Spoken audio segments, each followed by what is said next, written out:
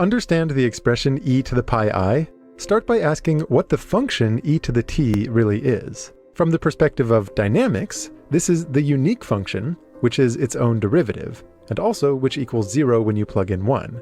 For example, let's say e to the t described a position over time. What this means is that it starts at the number 1, and at all times, the velocity has to equal the numerical value of that position.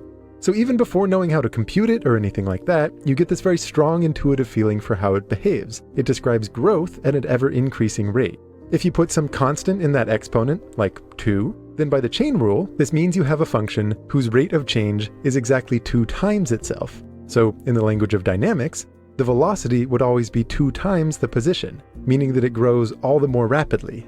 If the exponent was negative, you would have something whose rate of change is negative, meaning that it shrinks over time. But the rate at which it shrinks is proportional to that position, so the smaller it is, the smaller it shrinks, which characterizes exponential decay.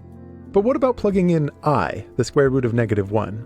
Well, interpreting this once more as a position, this tells us that the velocity is always I times that position, and geometrically, multiplying by I looks like rotating by 90 degrees. So if this had any meaning at all, you would want some kind of motion where the velocity vector is always a 90-degree rotation of the position vector. There's only one motion that satisfies this. It's rotation in a circle, traversing a distance of 1 unit of arc length per second. So, after pi seconds, you would be halfway around the circle, meaning e to the I times pi is equal to -1.